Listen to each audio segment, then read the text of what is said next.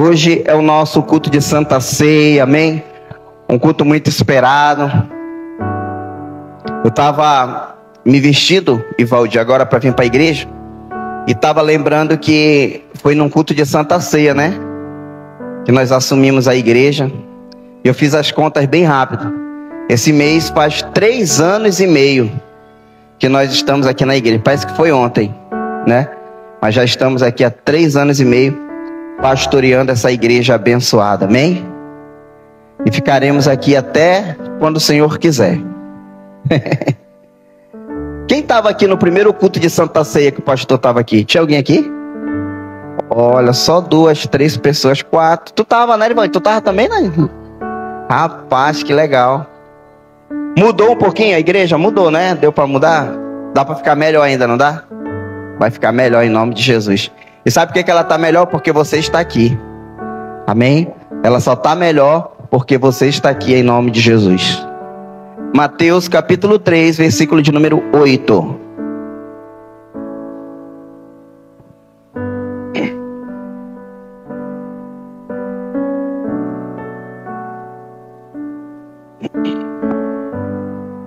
Se você encontrou, se coloque de pé em nome de Jesus,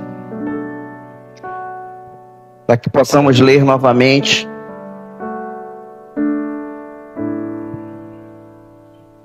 Palavra do Senhor. Quem não encontrou, diga misericórdia. Pronto. Ajuda o irmão misericórdia aí, dá uma olhadinha aí. Ajuda o irmão.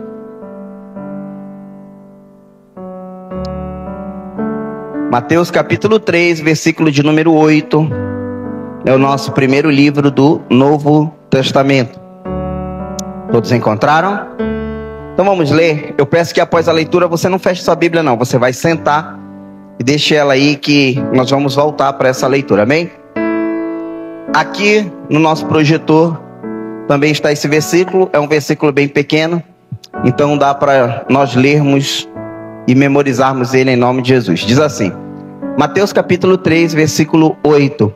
Produzir, pois, frutos dignos de arrependimento. Fazer para ficar bem melhor para Jesus é bem pequenininho. No 3, 1, 2, 3. Produzir. Fecha teus olhos em nome de Jesus. Deus Todo-Poderoso, neste momento, Senhor, acabamos de ler, Pai, a Tua palavra. Eu peço, Senhor, que o Senhor possa falar, Deus, a todos nós, Senhor, nesta noite. Que possamos, Senhor, sair daqui transbordando da Tua presença, alimentados, Pai amado, espiritualmente, Senhor Deus. E que o Senhor possa ser o único, Senhor, adorado neste lugar. Tu tens a total liberdade, Senhor, aqui. Fala, Senhor, com todos nós, em nome de Jesus. Amém. Você pode aplaudir a Jesus e senta no teu lugar, em nome de Jesus. Amém? Eu quero chamar a sua atenção e trazer alguns pontos importantes. E eu quero começar falando sobre a nossa Santa Ceia. Amém? Nós que esperamos ansiosos, né? Geralmente ao segundo domingo do mês, por esse momento, o momento da Santa Ceia.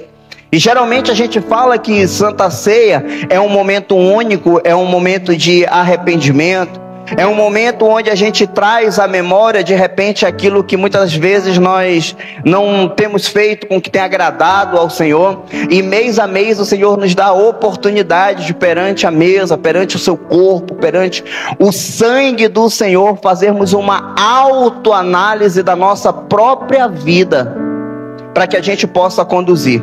Essa é uma ordenança nada mais, nada menos do que do próprio Senhor Jesus.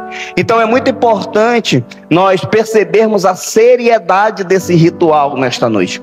Porque daqui a pouquinho nós vamos compartilhar, nós vamos participar do pão e do vinho. E a gente precisa fazer isso de maneira consciente. Amém? Então, o texto no qual nós lemos, ele é um texto bem direto. E eu escolhi para tema da mensagem desta noite as marcas de um arrependimento. Repita comigo assim: as marcas de um arrependimento. Porque, querido, o arrependimento, quando ele é de fato o arrependimento, ele deixa algumas marcas bem claras e bem visíveis. Porque às vezes nós como igreja temos confundido muitas coisas. Às vezes a gente pensa que a gente tem se arrependido, mas nós não temos nos arrependido. A gente tem simplesmente tido alguns lapsos de remorso. Às vezes a gente até sabe que aquilo que a gente fez não agradou diretamente a Deus, e ao invés de nós nos arrependermos, a gente olha assim, a gente até se entristece, mas a gente de fato não tem vivido o arrependimento verdadeiro. Por quê, pastor? Porque o arrependimento, ele produz marcas. O arrependimento, e uma dessas marcas são os frutos. Então, se nós queremos ser uma igreja que de verdade participe deste momento, nós precisamos entender o valor de um arrependimento. Amém? Então, para contextualizar, de repente você que não conseguiu se conectar com esta leitura, essa aqui é uma das primeiras aparições de um grande pregador. Eu confesso para vocês que se eu pudesse intitular pelo menos 3 pregadores da Bíblia de histórias maravilhosas, esse camarada ele deveria estar no meu top 3. Porque eu acho espetacular a maneira que ele pregava a palavra. Provavelmente um pregador como esse, chamado João Batista, eu não sei se ele teria muito êxito na igreja de hoje, porque João Batista, ele era um camarada, um pregador que ele não tinha muito filtro. Ele era um camarada que aquilo que Deus mandava ele falar, ele falava. E nós temos vivido hoje uma igreja que tem vivido uma geração que a gente não pode falar, a gente tem que pensar, às vezes a gente tem que filtrar, nós temos que, como é que eu vou soltar uma palavra para que não machuque o irmão, para que não machuque a igreja? E se você tiver curiosidade, neste próprio capítulo de número 3, ele olha para um monte de fariseus, para um monte de saduceus, e ele chama ele de raça de víboras. Então esse pregador era João Batista. João Batista agora ele está na crista da onda. Sabe aquele pregador que está no máximo, que está vivendo a sua vibe? Esse camarada era João Batista em Mateus capítulo de número 3. Ele está vivendo o seu melhor momento da sua vida, porque ele tinha uma missão. E essa igreja é a primeira lição que a gente aprende hoje. Todos nós que aqui estamos temos uma missão. Então se você está aqui neste lugar, pode ter certeza que você foi alguém escolhido por Deus para executar uma missão. Às vezes a gente só não consegue entender isso, mas a gente precisa compreender. E João Batista tinha uma missão específica. Qual era, pastor, a missão específica de João Batista? Era preparar o caminho para o Senhor. Então ele tinha esse entendimento. A fama, o status de João Batista não ofuscou a sua missão principal. Muitas pessoas, o capítulo de número 3 vai dizer que pessoas de vários lugares vinham porque ouviam, a sua fama corria e queriam ouvir uma mensagem do pregador chamado João Batista. Mas eu acho interessante que João Batista, ele ao pregar, ele diz: olha, tudo bem, vocês podem vir, vocês podem me ouvir, eu batizo com água, mas está vindo um aí que eu não sou digno de desatar a sandália dos seus pés. Eu batizo com água, mas ele vai batizar com fogo e com espírito. Então ele entendia qual era a sua missão.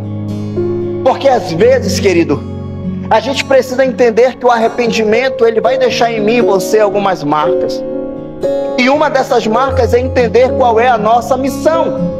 Então olhe para quem está perto de você e pergunte a ele: meu querido, minha querida, você já sabe qual é a tua missão? Porque às vezes a gente acaba não entendendo qual é a nossa missão. E aí João Batista está pregando aquela mensagem. Muitas pessoas se chegavam a ele, ele batizava aquelas pessoas nas águas, e muitas pessoas começaram a perceber aquele movimento, e no meio de tantas pessoas tinham os fariseus e os saduceus. E essa mensagem, esse texto no qual nós lemos, ele se dirige justamente aos fariseus e aos saduceus. Porque os fariseus, eu imagino que eles começam a dizer também assim: olha, João Batista, está acontecendo um negócio interessante aí, eu acho que a gente também vai entrar nesse meio aí, porque eu acho que a gente também é filho de pai Abraão. Aí João Batista, sem papas na língua, João Batista olha para aquele monte de falso, chama eles de raça de víboras e diz assim para eles: olha, produzi, pois, frutos dignos de arrependimento. As águas estão aqui, eu posso batizar sim, mas vocês precisam se arrepender, e não é de qualquer maneira. Vocês precisam produzir frutos. Quantos estão entendendo isso? Diga amém. Eu vou facilitar o teu entendimento. O texto, querido, ele é bem claro. Ele é bem direto, ele traz como uma ênfase principal uma necessidade de evidências concretas sobre o arrependimento. O que é isso, pastor? Quando uma pessoa se arrepende, quando eu me arrependo, quando você se arrepende, fica claro uma transformação, fica claro uma mudança de atitude. Mas muitas das vezes a gente diz que nós nos arrependemos, mas nós não mudamos as nossas atitudes ou a nossa maneira de viver, e a gente não gera os frutos no qual Deus espera de mim e de você. Quem está entendendo, diga amém. Então, a primeira marca de um arrependimento verdadeiro é que ele vem de um coração verdadeiramente quebrantado. Querido, quando você se arrepende de verdade, pode ter certeza que o Senhor, Ele sabe, porque Ele vê o teu coração de uma maneira aquebrantada. E a palavra de Deus vai dizer que Deus, Ele não resiste a um coração contrito, a um coração quebrantado. Deus não resiste a um coração verdadeiro. Então, quando eu me arrependo de verdade. E aí eu posso exemplificar para você. Às vezes, a gente está vivendo apenas remorsos. Às vezes, ao invés de nós nos arrependermos de verdade, nós estamos vivendo lapsos de remorso. Eu estava preparando esse sermão e Deus me trouxe uma reportagem, e eu quero que você entenda comigo. Quantos de nós aqui, ao ligarmos a televisão de casa, a gente vê um repórter? Muitos programas policiais, independente do crime que aquela pessoa fez, aquele acusado, independente se foi um homicídio, se foi tráfico, se foi Maria da Penha, não interessa. Geralmente uma das primeiras perguntas que o repórter faz para ele é o seguinte: meu querido, você se arrepende do que você fez? Muitas das vezes ele baixa a cabeça, e qual é a resposta dele? Eu me arrependo. Ele fica preso por muitos anos ou por poucos, mas a real é que quando ele sai pelaquele portão daquela penitenciária, daquela cadeia, automaticamente ele volta a cometer os mesmos crimes ou outros piores. E aí ele fica nesse ciclo: você se arrepende? Me arrependo. Sai e volta a cometer. Você se arrepende? Me arrependo. E volta a cometer. E isso não é arrependimento, porque não gera uma marca verdadeira, não é de um coração contrito. E isso, querido, é o que muitas vezes nós vivemos dentro da igreja. Às vezes, ao invés de nós nos aproximarmos de Deus, a gente se afasta de Deus, porque o nosso coração não está sendo um coração verdadeiro. E se não é um coração verdadeiro, não está produzindo frutos dignos de arrependimento. E se não está produzindo frutos, não é uma marca real de um arrependimento. Quem está entendendo isso, diga amém. Nós precisamos, querido, se arrepender de verdade. Daqui a pouco, daqui a alguns minutos, nós vamos participar da Santa Ceia. Você já parou para pensar a importância que é esse momento? Você já parou para imaginar, querido, que você vai estar participando não é de um simples pão ou de um cálice de suco qualquer, não. É o corpo de Cristo, é o sangue de Jesus derramado na cruz do Calvário. Então precisa ser de verdade. Nós precisamos nos arrepender de verdade, igreja. Nós precisamos entender isso. A gente precisa quebrar esse ciclo. Eu me arrependo hoje, amanhã eu volto a fazer, eu me arrependo de novo. A gente precisa produzir marcas. A gente precisa produzir frutos dignos de arrependimento. É hora, querido, de tomarmos a atitude de mudarmos a nossa vida e a nossa mentalidade. A gente precisa querer mudar. O quebrantamento é a verdade, é a porta de entrada para um verdadeiro arrependimento. Quem está entendendo, diga amém. Querido, se não vem do coração, se o coração não está contrito, se o coração não está de fato abrindo, não tem como ser um arrependimento. Às vezes é até no máximo um remorso. Então ele precisa trazer essas marcas para mim e para você. Primeira marca vem de um coração verdadeiramente quebrantado. A segunda marca de um arrependimento é que ele vem de atitudes contrárias ao erro. Quem se arrepende de verdade tem pavor de errar novamente. Aquele que se arrepende com o coração verdadeiro, ele passa longe do pecado. Ele passa longe. Sabe qual é o nosso grande problema, igreja?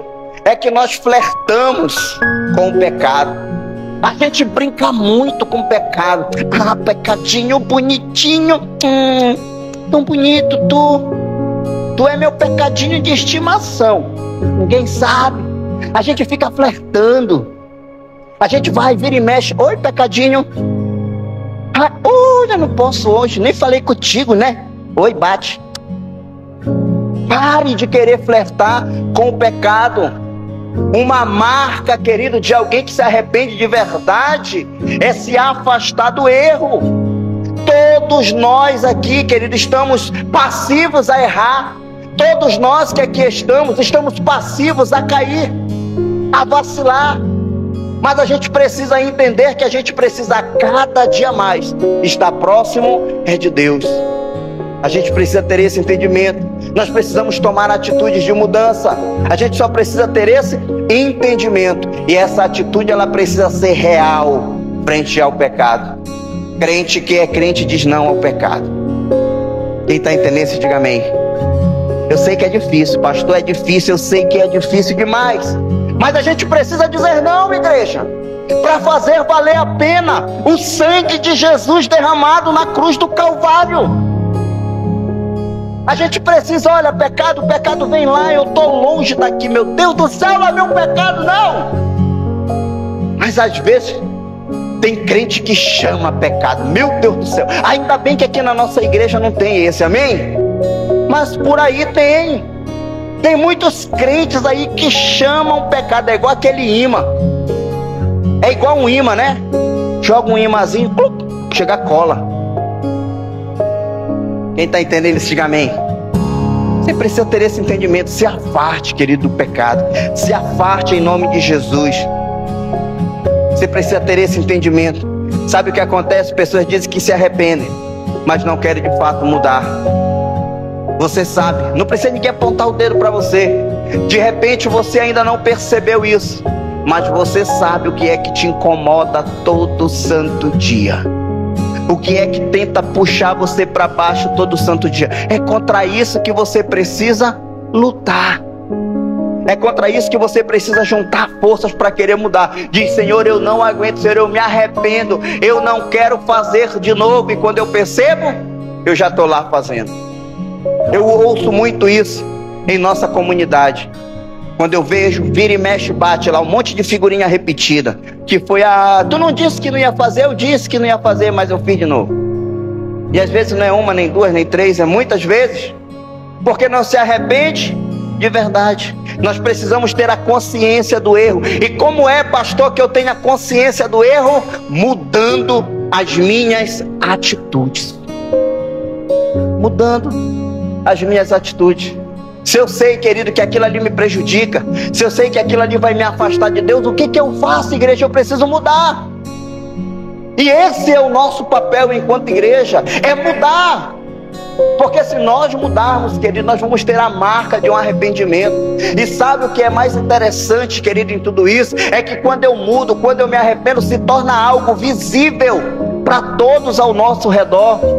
Todas as pessoas olham para a gente e começam a perceber: meu Deus, como ela mudou, meu Deus, como ele mudou, olha como ela falava, olha como ele agia, e agora ele está totalmente diferente. Ele fazia isso lá atrás, mas agora ele não faz mais. Olha o seu semblante como mudou, olha as suas atitudes. Sabe o que é isso? São frutos dignos de arrependimento. É uma mudança, querido. Nós, enquanto igreja, precisamos querer mudar todos os dias para gerar frutos de arrependimento. A gente não pode estar flertando com o pecado, não. Nós precisamos ser totalmente contrários ao erro, contrários ao pecado. As nossas condutas e posturas, elas precisam mudar. Se eu mudo, é claro, é notório que eu me arrependi. Faça uma autoanálise de você mesmo. Como era você antes e como é você hoje? Pensa como eram as tuas ações antes, como tem sido as tuas ações hoje, como eram as suas palavras antes, como tem sido as suas palavras hoje, como tem sido as suas atitudes antes e como tem sido agora. Eu tenho certeza que a grande maioria aqui de nós temos mudado, temos evoluído, temos melhorado, porque a gente de fato quer se arrepender. De fato, querido, a gente quer ser pessoas melhores, sim ou não? Sim! Então isso são marcas de um arrependimento. A terceira marca, querido, de um arrependimento, para mim é a marca mais dura de entender. É lógico que ter um coração quebrantado e verdadeiro, isso é muito positivo. É claro que querer estar ao contrário do pecado, isso é muito bom. Mas tem algo, querido, que me chama muita atenção, e para mim, de fato, essa é a verdadeira marca de um arrependimento. É poder ter a necessidade de viver em paz com Deus. Vou repetir. A marca, no meu entendimento, mais forte de um arrependimento é você poder viver em paz com Deus. Olha, de repente é difícil você entender isso, mas não tem nada, querido, que pague o preço de uma consciência tranquila. Não tem nada que pague você se deitar e você dizer assim: Senhor, muito obrigado. Eu não tenho nada que possa abonar a minha conduta com o Senhor. Não tem preço que pague, querido, você estar em paz com Deus. O mundo pode cair de um lado, pode estar desmoronando do outro, pode estar acontecendo o que estiver acontecendo, mas se você estiver em paz com Deus, querido, você se sente firme, você se sente ali, firmado em Jesus. Eu não sei, querido, o que tem desestruturado de repente muitos de nós. De repente essa consciência pesada, porque existe algo que você há de entender. Se tem uma coisa que o diabo faz e ele faz muito bem, é acusar. Se tem algo que o diabo faz e ele faz muito bem, é acusar. Então não adianta, de repente você está fazendo algo que o pastor não sabe. De repente você está fazendo algo que ninguém da igreja sabe, ninguém. Você está fazendo sozinho. Mas o diabo sempre vai estar lá. Eu vi. De novo tu não falou que tu não ia fazer? Tu apagou até a luz, né? Tu desbloqueou, bloqueou e desbloqueou. E ele começa a te acusar. Ele começa a te apontar o dedo. E aí você olha para um lado, você olha para o outro, e não tem gerado frutos de arrependimento. Porque no fundo você sabe que você está compactuando com o que o inimigo está falando. Agora eu quero é ver, eu aposto, se ele vem acusar alguém que está em paz com Deus. Eu duvido. Se ele chega lá e diz assim: ei, eu te vi. Eu? Doido. Eu mesmo não. Ah, não era tu não. Era parecido, mas não era tu. Ele não ousa, ele não chega perto. Porque você está em paz com Deus. E esse, querido, é o maior fruto do arrependimento. É estar em paz com Deus. É por isso, querido, que a gente conhece muitas pessoas que está acontecendo tudo, está um tsunami de informações.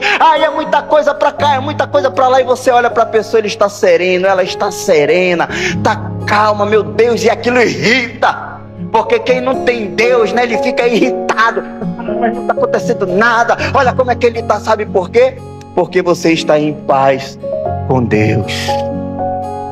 Isso é um fruto, querido, genuíno de um arrependimento. E sabe qual é o melhor de tudo isso? É que no tempo certinho, esse fruto, ele vai vir à tona, ele vai amadurecer e a verdade vai aparecer. Não tem como. Parece que está escrito numa tal de Bíblia que não há nada oculto, né? Que não venha a ser revelado. Então um negócio assim, parece que tem. Eu sei que você sabe que tem. Aí pessoa faz, de repente, vaza. De repente, um fala pro outro, um descobre outro. Sabe? Porque você não pode ter parceria com o diabo. Tá pensando que o diabo tá flertando ali contigo, tá te oferecendo ali um banquete. Ele quer te passar a perna, ele quer te passar a rasteira. Na primeira oportunidade ele vai te envergonhar, na primeira oportunidade ele vai te jogar assim, todo mundo vai ver, vai ser um escândalo, porque ele não quer que nós nos arrependemos de maneira verdadeira. Então, querido, tenha paz com Deus, sabe? Tenha consciência tranquila. Deite a sua cabecinha assim no travesseiro e diga assim: Senhor, obrigado por mais um dia. Obrigado, Senhor, porque hoje foi complicado, hoje foi difícil, hoje foi daqueles dias que me deu vontade, mas eu consegui, eu venci, eu consegui, porque o Senhor me ajudou, Senhor. Pastor, mas falaram de mim. Mas eu estou falando. Mas estão me perseguindo. Porque não te preocupa. Tenha paz com Deus. Calminho, tranquilo, porque na hora certa os frutos vão aparecer. Na hora certa não tem para onde correr. Na hora certa, pastor, já foi, frutos dignos de arrependimento. E eu quero finalizar com o versículo de número 10. Coloca para mim Mateus capítulo 3, versículo de número 10. Nós lemos o versículo 8 e nós vamos ler agora o versículo de número 10 para finalizar.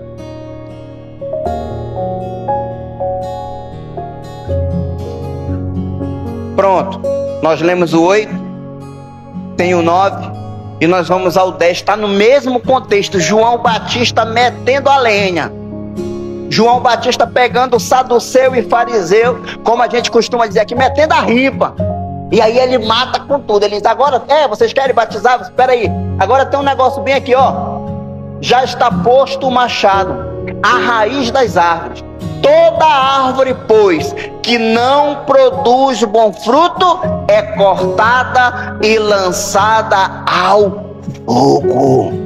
Se não produzir um arrependimento verdadeiro, vai ser cortado e vai ser lançado no fogo. Se não tiver marcas genuínas de um arrependimento, se pensar que está se arrependendo e está apenas com remorso, vai ser cortado e lançado no fogo. Não tem para onde correr. João Batista não guardava almoço para janta, ele mandava era a mensagem completa. Não adianta querer fazer de conta. Não adianta querer viver o evangelho superficial. Não adianta querer viver uma palavra sem raiz. Não adianta. Não adianta querer participar de uma santa ceia de qualquer maneira. Não adianta. Se não for verdadeiramente, vai ser cortado. Se não produzir bons frutos, vai ser cortado. E não somente cortado, vai ser lançado no fogo. Então, igreja, o que nós temos produzido? O texto principal ele vai dizer justamente isso: produzir, pois, frutos. Porque quem produz fruto não é cortado. Então, se você, como eu, como igreja, nós produzirmos frutos, nós não seremos cortados. Mas se nós não produzirmos nada, o machado está amolado. E não é igual o nosso machado não, Brunão. É só uma lapada. Não precisa ficar tec, tec, tec, tec. Não, é só uma. Já era. Não produziu. Não produziu. Não produziu bom fruto. A pergunta que eu quero fazer para você, igreja, é: qual é o fruto que você tem produzido? Porque de repente a gente tem até produzido o fruto, só que o fruto não é bom. O fruto é azedo, o fruto tem sabor. Esses dias agora, sexta-feira, a gente usou até essa temática na célula, que o fruto é até bonito por fora, né? Quando a gente come, não é isso, Áquila? Tá cheio de bichinho dentro, né? Não, dá aquela mordida naquele goiabão, não. Quando tu vê, tá só o bichinho assim. Tic-tic, já foi. Às vezes o fruto é lindo. Por fora tu olha assim, meu Deus, que frutão. Mas por dentro, tá até produzindo um fruto, mas não tem um sabor legal, tá cheio de bicho por dentro, não tem um sabor bacana, e vai acabar sendo cortado. E depois de cortado, vai ser lançado no fogo. Amém? A minha oração, querido, é que todos nós aqui da igreja, nenhum de nós, sejamos cortados e lançados no fogo. Ao contrário, que nós possamos como igreja produzir bons frutos, dignos de arrependimento. Quem entendeu isso nessa noite, diga amém.